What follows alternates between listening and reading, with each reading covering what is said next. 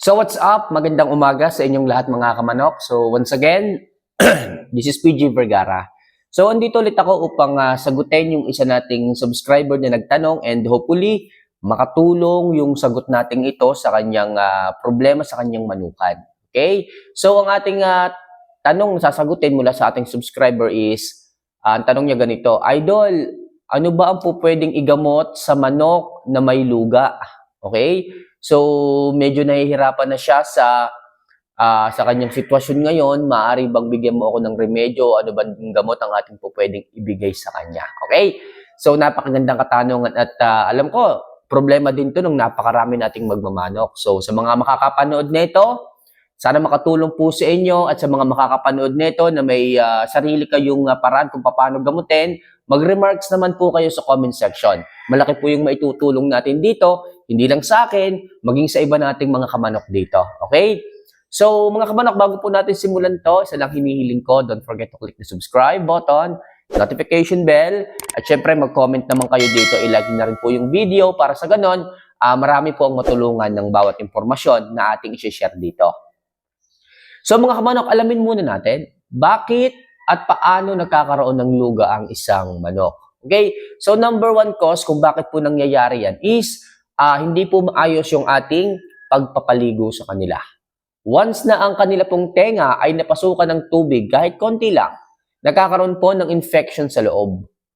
Hindi po siya kaagad nakakalabas, hindi kagaya ng tao na kapag napasukan ng tubig, okay, so anuhin nyo lang po, itagilid nyo lang, lumalabas po yung tubig.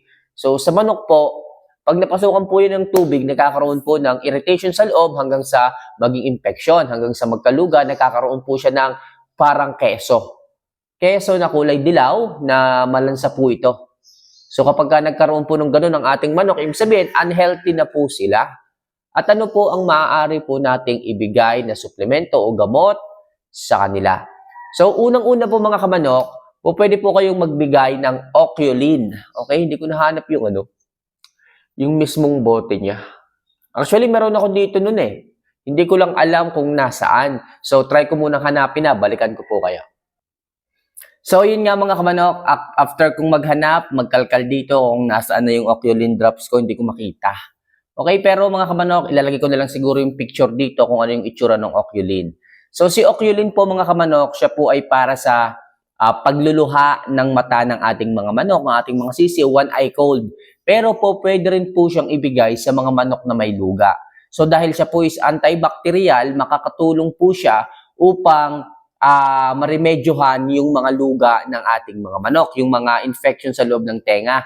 So si Oculin po ay drops, para lang siyang tubig, pero siya po ay oil-based. Okay? So kasi linaw siya ng tubig, parang langis, inyo pong ipatak lang. Po pwedeng 1 hanggang 2, magkabilaan tenga.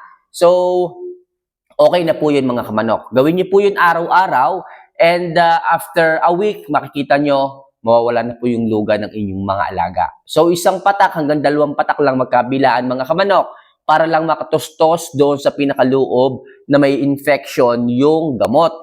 So, sa tulong ni Oculin, hindi lang po yan sa mga one-eye cold, pati rin po sa mga ganyang klase ng infection sa tenga, makakatulong po yun sa inyong mga manok. Okay? So, meron po dyan, ilalagay ko na lang po dito o kung saan man dito lalabas. So, i-click nyo na lang po yun para po ma-redirect po kayo sa kung saan mang seller yon. Okay? So, pwedeng lumabas dito, dito, o kung saan man, i-click nyo na lang po yun. Okay? So, may magtatanong dyan, kamanok, wala bang natural na paraan? Kasi nandito kami sa bundok, hindi kami makakakuha o makakabili kaagad niyang sinasabi mo. Okay po, pwede po yung suka. Kamanok, anong klaseng suka naman? Pwede ba yung sausawan namin ng chicharon? Okay? So, kahit ano pong suka, basta natural, walang halo. Baka sabihin ng iba, yung may sili, yung may babad na sili, idol, pwede ba yon? Yung sausawan ng chicharon, yung pinakurat? Hindi po pwede yon. Ang po pwede po yung mga natural na suka, yung walang halong sili, walang halong pampalasa. O pwede po dyan yung suka ninyong DS. Pwede po yung suka ng niyog, pwede rin po. O pwede rin po yung kulay puti na suka. Basta po walang halo ng mga sili-sili na ganyan, mga asu-asukal, wala pong ganun. Basta yung natural na pagbili mo sa tindahan, suka na talaga. So, paano naman ang pagbibigay niyan, idol? Paano naman ang paggamit? Ano ba, 1 taklo ba ang ilalagay? Hindi po. Ganun din po, patak lang po ang kailangan nyo. Isang patak lang po sa isang tenga magkabila. Okay? So, make sure lang na makakatustos doon sa loob. I-shoot nyo na po ng tamang-tama. I-shoot nyo na po. Huwag nyo po yung sala-sala pa ang shoot. Basta, ipatak nyo lang po sa loob, then inyo pong itagilid yung mukha ng manok para po makadaloy o makatulo sa loob yung suka. Kasi alam niyo po ba, suka is also an antibacterial. Yan po yung ginagamit na panlinis ng sugat, ano po ng mga infection. So makakatulong po yan. Gawin nyo lang din po yun araw-araw para sa ganon, maging maayos at maginhawa po yung inyong mga alaga. Okay, kasi ang hirap din naman eh. Hirap din naman yung manok mo may luga, tapos ang ganda pa naman. Baka mamaya materialis nyo pa yan. Eh, sayang naman, nakakapanghinayang. Ang laki-laki ng perang inyong binili. Galing pa kayo sa ibang farm or dumayo pa kayo sa Bacolod para lang makuha yung materialis ninyong ganyan. Tapos, sa simpleng pagkakamali, nagkaroon ng luga. Huwag niyo po kasing ilublob masyado yung manok sa tubig. Especially, huwag niyo pong hahayaan na maabot po yung tenga ng manok pag kayo ay nagpapaligo. Okay? Hanggat maaari, yung ulo nakalabas, yung katawan lang po ang nasa ilalim ng tubig habang sinasabon po ninyo. Yung ulo po, pwede po yung hilamusan nyo na lang. Okay? Hilamusan nyo na lang po yan. Basta wag nyo lang pong ilulublob masyado yung ulo sa tubig. Pwede naman po yun. Hilamos na lang. Basta yung katawan, okay, karamihan naman ng parasite nasa katawan eh. Okay? Hanggang dito na lang siguro. Pwede nyong ilubog hanggang dito yung manok. Okay? Okay na po yun. Goods na po yun. Basta wag po yung pataas. Simula dito sa kanyang tuka, pataas. Kasi medyo hassle nga po pag nalagyan niya ng tubig or napasukan ng tubig. Okay? So, nagkakaroon po ng infection, nagkakaroon po ng luga. At ayaw naman po natin bilang isang owner ng farm, magkakaroon po ng problema yung ating mga manok. Magkakaroon po ng problema yung ating mga materyales. Okay? So, ulitin ko lang, pwede po kayong magbigay ng Oculine. Oculine drops. Drops po yan, parang tubig, pero yan po ay oil-based. Patak lang po, magkabilang tenga. Gawin lang po yan everyday para sa ganun masigurado natin na mabilis ang pag-heal, mabilis ang paggaling ng inyong mga alaga. Okay? So, pwede rin naman po inyo pong sundutin pag nakita nyo pong malapit po sa labas yung pinaka-keso, pwede nyo pong alisin bago nyo po patakan. Baka po kasi nakabara po doon sa mismong butas, alisin nyo po muna para po yung drops makapasok po sa loob ng tenga ng manok at maging maayos na po sila. Okay, pangalawa, natural way, suka po. Suka is either DS o yung rose vinegar. Basta, siguraduhin nyo lang po mga kamanok na wala po yung halong kung ano-ano.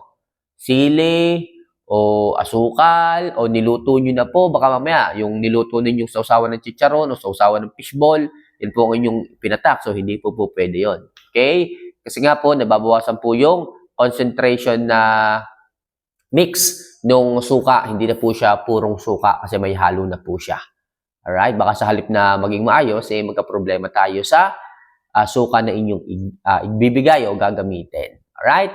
So, yun lang naman mga kamanok, ang simpleng tips na maaari kong i-share sa inyo pagdating sa luga ng manok. Hopefully, makatulong and hopefully yung ating mga subscriber dyan na makakapanood nito. Kung kayo man ay meron din dyang paraan kung paano gamutin ang klase ng ganitong sitwasyon, problema pagdating sa ating mga alaga, i-comment down below nyo na lang po dyan. So, sharing is caring para sa ganon, makatulong din tayo sa iba nating mga subscriber. Kasi kapag tayo rin yung nagka-problema, dito rin po tayo babalik. Gusto ko, lahat ng sagot natin sa ating mga katanungan pagdating sa pagmamanok, dito lang din natin makukuha sa ating channel.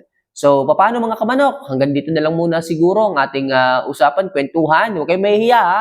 Huwag kayong mahihiyang magtanong, maglabas ng problema tungkol sa inyong pagmamanok at akong bahalang sumagot dyan. It's either baguhan ka man, newbie ka man, matagal ka na sa pagmamanok, huwag niyo po sasabihin na alam niyo na po ang lahat. Lagi po kayong maging gutom sa mga kaalaman na maaaring niyo pong matutunan tungkol sa pagmamanok. Alam ko, yung ibang mga bagay, napakasimple lang. Yung ibang mga bagay, nandyan lang sa tabi-tabi, pero hindi lang po natin alam. Tatandaan niyo palagi ito mga kamanok Ang isang bagay kapag palagi natin ginagawa, mabilis po natin itong matutunan. At ang isang bagay namang alam naman natin, at kapag hindi natin ito nagagawa madalas, yung madaling bagay na yon, nakakalimutan natin, nagiging mahirap uli. Kaya mga kamanok sa mga ganitong klaseng impormasyon, isulat niyo po hanggat maaari. Pag nakasulat, madali niyo pong makikita kung papaanong instruction, madali niyo pong maaalala. Hindi niyo man magamit yung ganitong klase ng impormasyon ngayon, pero kung nakasulat yan sa inyong mga notes, pwede niyong balikan. Maaari niyong balikan paglipas ng panahon. Baka mamaya yung iba dyan, ay naku, nagkalugay yung manok ko, ano nga ba? Ano nga ba yung sagot dito? Nakalimutan ko na, di ba? Pero kung may notes kayo, nakasulat, madali nyo balikan. Ay, ito nga pala yung sinabi ni Mamay last time, pagdating sa luga, suuka, okyulin lang pala. O di ba? May nakasave idea kayo, may nakasave kayong kaalaman, information about this. So yun lang mga kamanok, sana nag-enjoy kayo, sana ay may natutunan, may na-educate ako sa inyo ngayon. So yun lang po mga kamanok. So don't forget to click the subscribe button, notification bell, mag-comment at mag-like kayo dito. So see you for our next vlog. Mahal ko po kayo. Paalam.